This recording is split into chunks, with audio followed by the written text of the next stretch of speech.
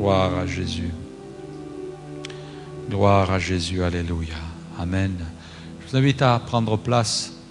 Soyez les bienvenus ce soir. Merci l'équipe de chant, de louange, de musique pour ces bons moments déjà passés dans la présence de Dieu. C'est tellement bon la présence de Dieu. Amen. Tellement bon. Et Dieu veut se révéler toujours plus à nos cœurs. Nous en avons tellement besoin. Dieu nous a laissé sa parole. Dieu nous a laissé la Bible. Et ce soir, nous aimerions vraiment vous inviter à découvrir ce merveilleux livre. C'est un livre de vie. Un livre de vie. Jésus a dit, mes paroles sont esprit et vie. C'est vital. On en a besoin. Vous avez besoin d'air pour respirer. Vous avez besoin de nourriture pour vous nourrir, pour vous renouveler. Il y a tellement de besoins dans notre vie et c'est vital. Vous avez besoin de la parole de Dieu. Et des gens, quelquefois, ont peur de ce contact avec la Bible. Ils sont quelquefois surpris de la lire. Il y a des histoires qui peuvent nous paraître un petit peu surprenantes. Il y a des faits qui peuvent nous surprendre aussi. Et dans la Bible, il y a une particularité, c'est qu'il est beaucoup question de sang dans la Bible. Beaucoup question de sang. Et depuis le début de la Bible jusqu'à la fin, depuis la Genèse jusqu'à l'Apocalypse, vous avez des textes qui parlent du sang. Et vous ne pouvez pas outrepasser cette réalité. Ce soir, j'aimerais vous parler du pouvoir du sang de Jésus, le pouvoir du sang de Jésus dans notre vie. Et c'est vrai que quand la Bible a été écrite, on n'avait pas tous les éléments que nous avons aujourd'hui. Aujourd'hui, on est capable de dire beaucoup de choses sur le sang. Je n'ai pas la prétention de tout vous dire. Je n'ai pas un arrière-plan médical. J'ai un arrière-plan qui est tout à fait différent de celui-là. Mais quelque part, on va pouvoir se retrouver sur des réalités touchant le sang, mais qui peuvent se mettre en parallèle avec l'œuvre de Jésus.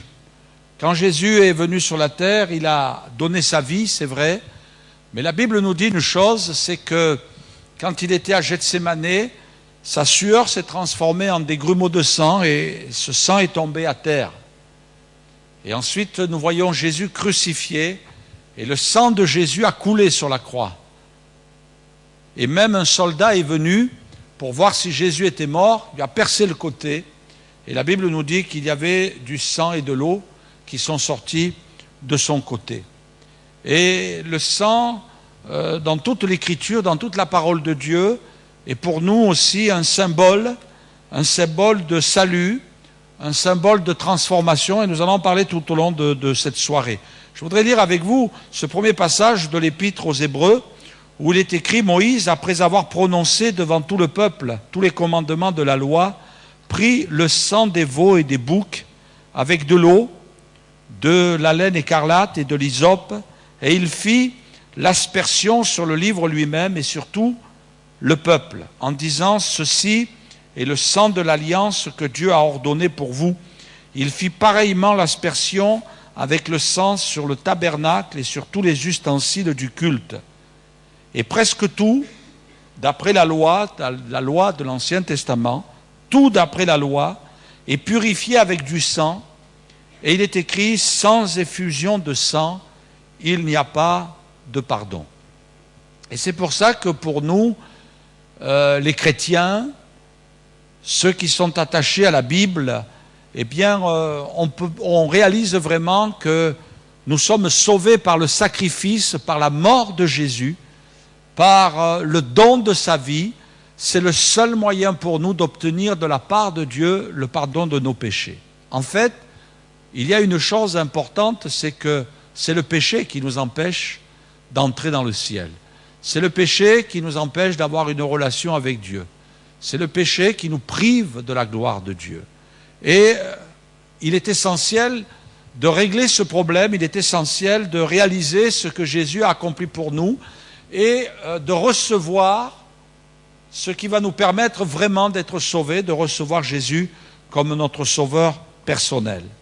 Il est dit aussi dans l'épître de Pierre, sachant que ce n'est pas par des choses périssables, par de l'argent ou de l'or, que vous avez été rachetés de la vaine manière de vivre que vous aviez hérité de vos pères, mais par le sang précieux de Christ, comme d'un agneau sans défaut et sans tache, prédestiné avant la fondation du monde, et manifesté à la fin des temps à cause de vous, qui par lui croyez en Dieu, lequel l'a ressuscité des morts et lui a donné la gloire, en sorte que votre foi et votre espérance se reposent sur Dieu. Le sang, nous est-il dit, le sang précieux de Christ. Voilà le démarrage, si je puis dire, de la vie chrétienne. Je pense que si vous êtes venus là ce soir, c'est parce que dans votre cœur, il y a ce désir de comprendre le moyen qui vous permet de devenir un véritable chrétien et de vraiment faire le tri dans votre vie sur des choses qui sont inutiles, sur des choses qui ne servent à rien, pour venir sur l'essentiel. La Bible dit ici le sang précieux de Jésus. 374 versets dans la Bible, exactement, nous parlent du sang. Comme quoi Dieu a jalonné le chemin du salut, le chemin de la vie éternelle, le chemin d'une véritable réconciliation avec Dieu. Dieu a façonné l'esprit de celui qui veut croire, de celui qui veut entrer dans le chemin du salut avec tous ces passages de la Bible. Et comme on l'a lu tout à l'heure, Moïse a aspergé tout ce qui touchait le temple mobile à l'époque, qui s'appelait le tabernacle. Tout a été aspergé par le sang. Et même un homme qui s'appelait David, après un grand péché, qui avait déplu à Dieu, eh bien, a dû s'humilier, et il a dit à Dieu, purifie-moi avec l'hysope, purifie-moi.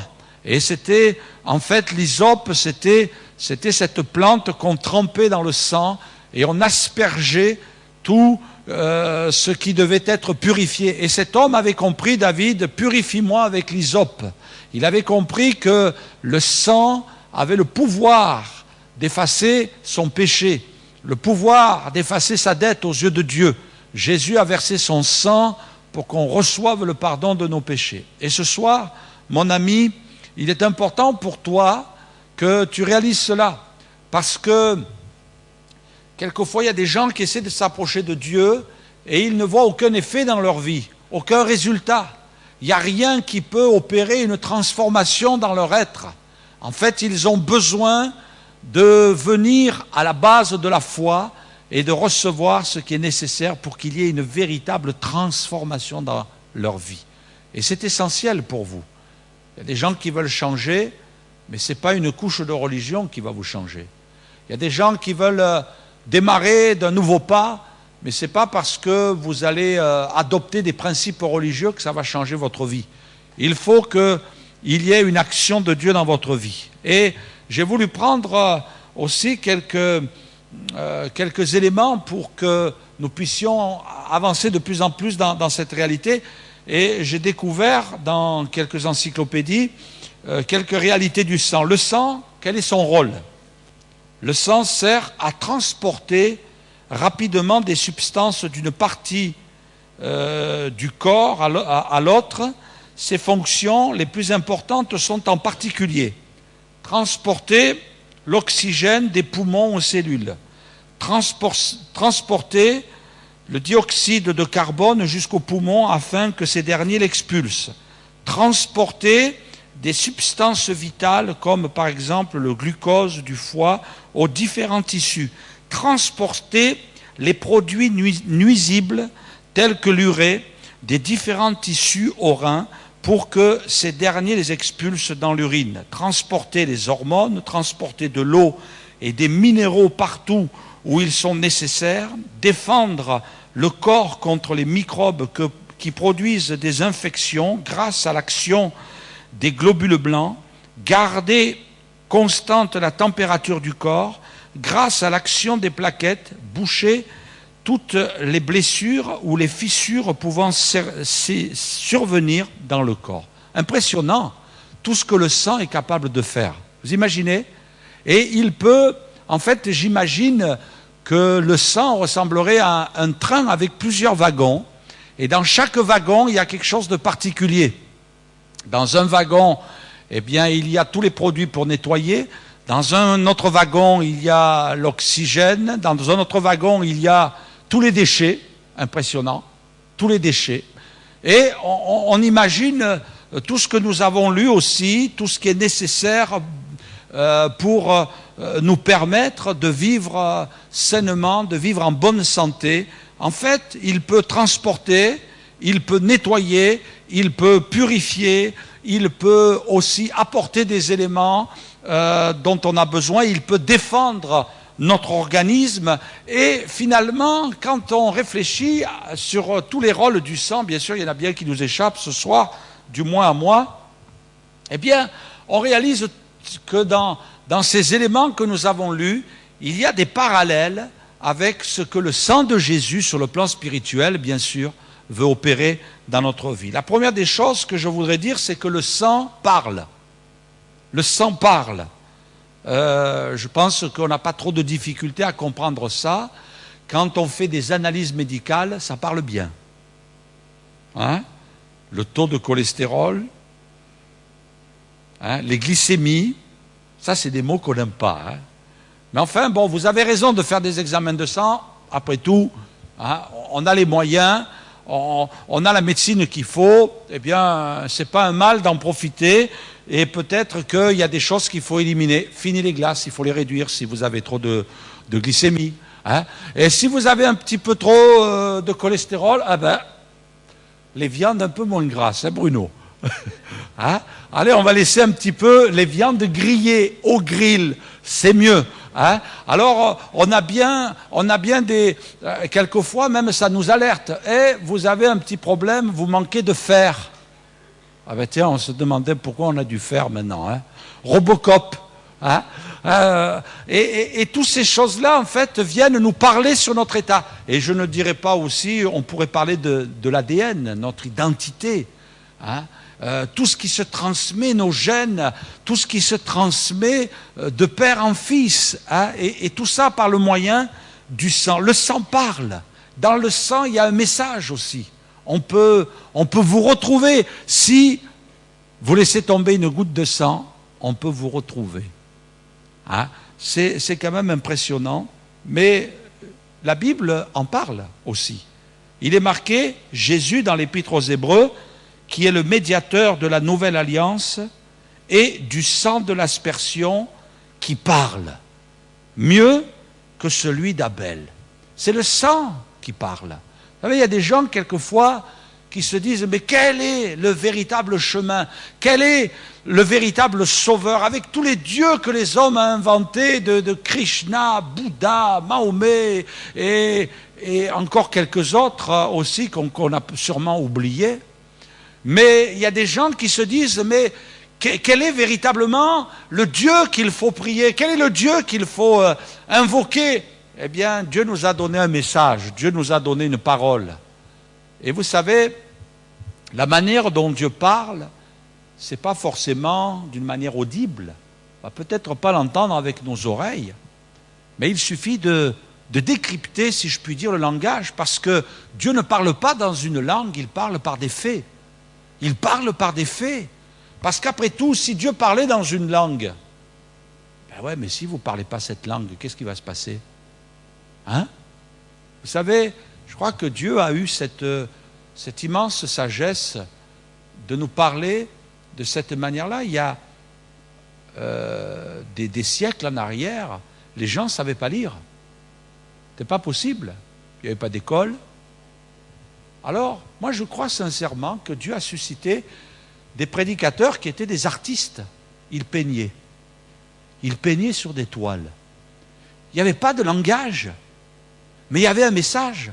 Je me rappelle l'histoire, bon, qui remonte à très très très loin, plusieurs siècles en arrière, de ce comte qui était en train de traverser l'Europe pour aller jusqu'à Paris et vivre dans le péché parce qu'il savait que c'était une ville de plaisir. Et pendant son voyage, il s'est arrêté dans une certaine galerie parce qu'il était friand, ce duc était friand de l'art. Il aimait les peintures. Et à un moment donné, ce duc qui voulait vivre dans le péché s'est mis devant une toile, et cette toile représentait la mort de Jésus, Jésus crucifié, son sang qui coulait, et le peintre l'avait peint d'une telle manière, il n'y avait pas de mots, il n'y avait qu'une image, il n'y avait qu'une représentation de la mort de Jésus. Et là, cet homme a contemplé cette toile, et là il a vu un message, il a entendu un langage. Le sang de Jésus lui a parlé, le sacrifice de Jésus lui a parlé. Il y a eu un message qui est venu pénétrer son cœur, et à ce moment-là, cet homme a été saisi d'une grande émotion, et il a compris, et sûrement par une révélation du Saint-Esprit, ce que Jésus a fait pour lui. Et là, devant cette toile, il s'est mis à pleurer, et à un moment donné, il est tombé à genoux, et là, il a donné son cœur à Jésus. Et vous savez ce qu'il a fait? Il est rentré chez lui. Il n'est pas allé se tourner vers les plaisirs, et cet homme s'est converti à Jésus, et il est devenu un témoin de Jésus. Le sang qui parle. Dieu n'a pas besoin de vous faire entendre des mots, bien que Dieu soit capable, puisse le faire, mais Dieu vous parle, le sang qui parle. Le sang de Jésus est un message pour chacun. La deuxième chose que je voudrais dire tout à l'heure, je disais que le sang avait la particularité de nettoyer. De nettoyer. Dans le sang, il y a des éléments qui sont là pour nettoyer ce qui peut être mauvais. Et le sang de Jésus est un sang purificateur. Dans une encyclopédie, j'ai trouvé le sang se débarrasse des déchets collectés, dioxyde de carbone, etc., et s'enrichit en oxygène dans les poumons. C'est impressionnant, parce le sang a cette particularité de faire plusieurs actions en même temps. C'est un sang qui a le pouvoir de collecter les déchets. Et vois-tu, mon ami, le sang de Jésus, si tu reconnais Jésus comme ton sauveur, si tu reçois Jésus comme ton Seigneur, le sang de Jésus va passer dans ta vie, bien sûr, c'est spirituel, mais va collecter en toi les déchets. Il n'y a pas des déchets dont tu voudrais te débarrasser? Il n'y a pas des choses que tu voudrais enlever? Je cherchais sur des encyclopédies médicales et à un moment donné, je suis tombé sur une nouvelle loi. Alors je ne sais pas si elle est en vigueur, je n'ai pas eu le temps de lire parce que je travaillais sur mon message, mais que peut-être certains vous allez me confirmer ou peut-être que vous n'êtes pas au courant, mais maintenant, vous savez, sur les paquets de cigarettes, jusqu'à maintenant, enfin bon, moi, je ne suis pas consommateur, hein, mais sur les paquets de cigarettes, il est marqué « fumer tue ». Et il semblerait, alors là c'est au conditionnel, que bientôt on va mettre des photos. Il y en a qui confirment? D'accord, je n'ai pas rêvé alors, j'ai bien compris. Vous voyez, même s'il est lent, le cerveau, ça va quand même. Hein? On va mettre des photos, et j'ai vu ces photos. Ah ben, écoutez, vous ne pouvez pas regarder ça avant de vous coucher le soir, hein? Parce que ce n'est pas bien beau. C'est pas bien beau. Hein? Et finalement, il y a bien des choses dont on voudrait se débarrasser dans notre vie, mais on n'y arrive pas. Il y a bien des choses qu'on voudrait changer dans notre vie, mais on ne peut pas. Et finalement, le sang de Jésus vient collecter, ramasser les déchets dans ta vie. Et vous savez, je vais aller loin dans la réflexion, mais j'y crois pleinement. Il y a des choses qu'on ne peut pas effacer de notre mémoire, mais vous pouvez les effacer de votre cœur. Alors vous allez me dire, mais pasteur, si je ne les efface pas de la mémoire, je vais y penser, oui, tu vas y penser, mais ces choses n'auront plus le même effet dans ta vie. Elles ne vont plus produire la même douleur dans ta vie. Il y a des gens, quelquefois, ils disent « Ah, ma vie est gâchée, ma vie est fichue, oh, je ne m'en sortirai pas, jamais je pourrai me délivrer de ces choses-là, je vais mourir avec. » Non, non, non, tu n'es pas obligé de mourir avec. Hein. Jésus, par son sang, vient collecter dans ta vie les déchets. Il vient collecter le péché, il vient collecter le mal. Et il y a bien des choses qui ont pris place dans notre cœur, il y a bien des choses qui ont pris place dans notre vie.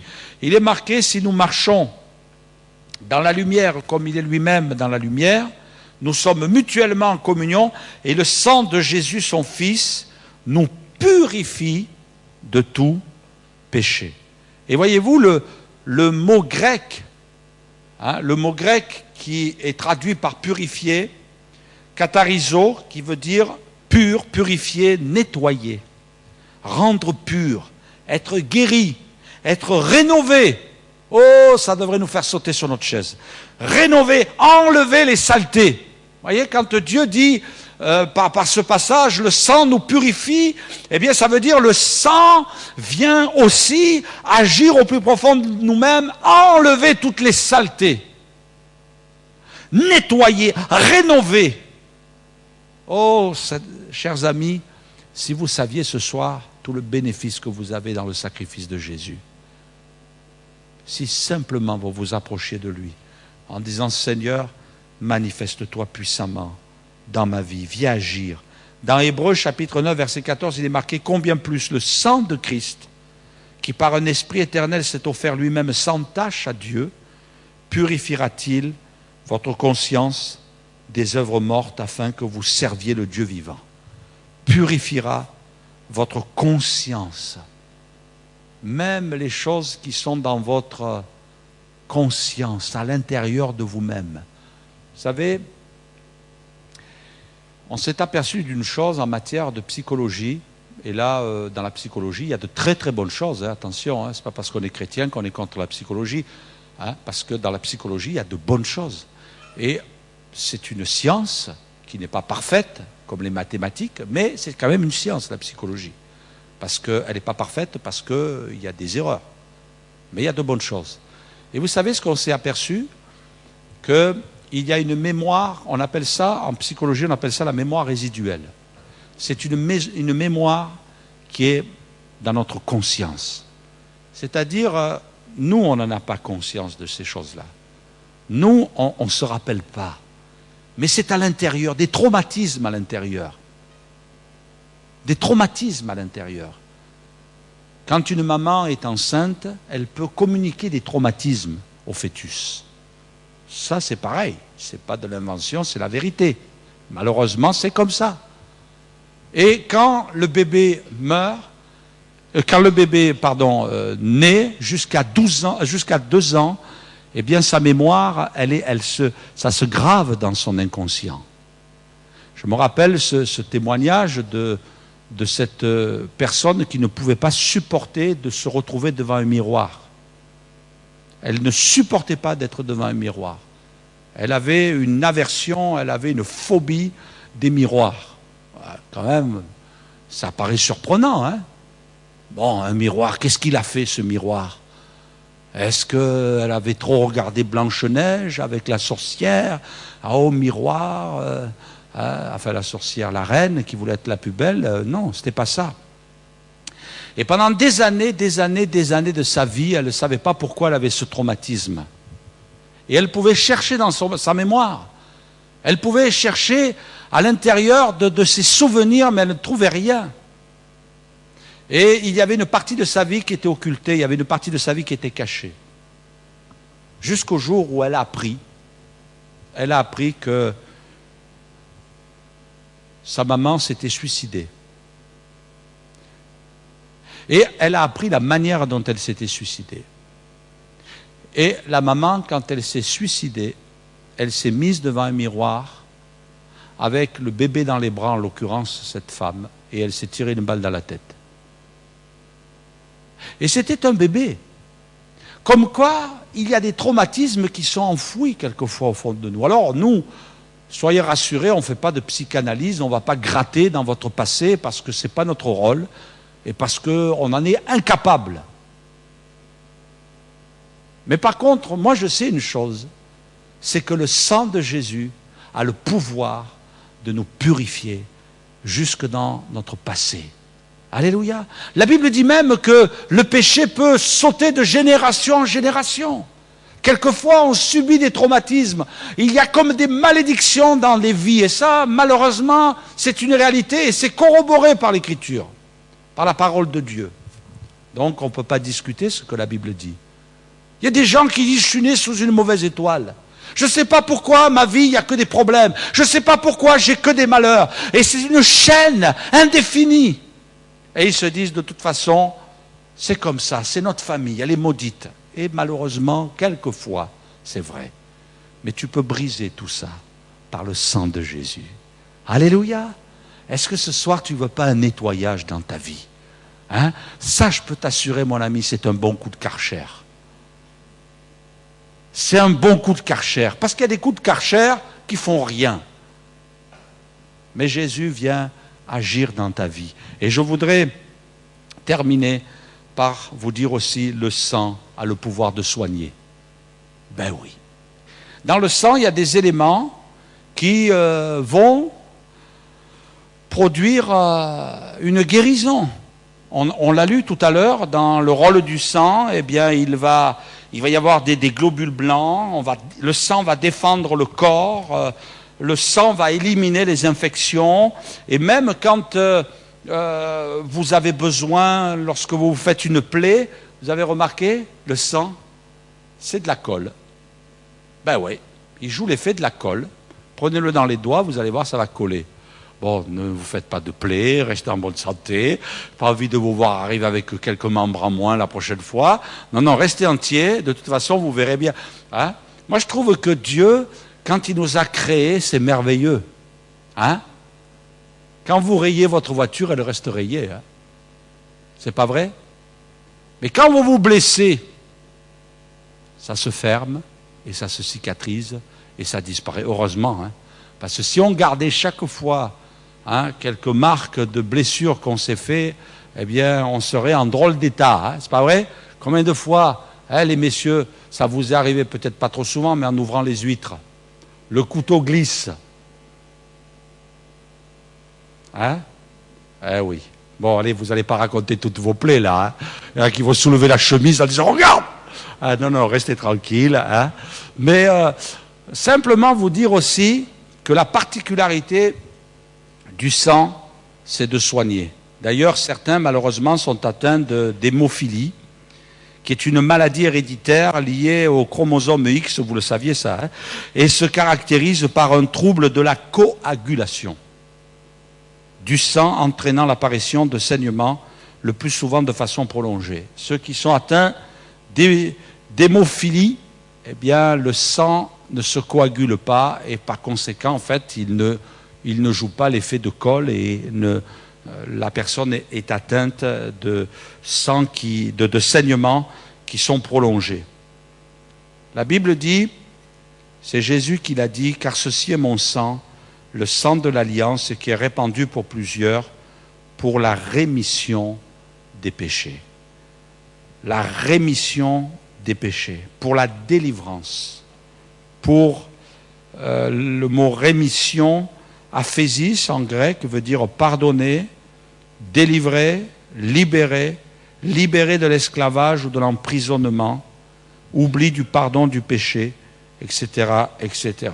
En fait, c'est Dieu qui vient soigner notre cœur.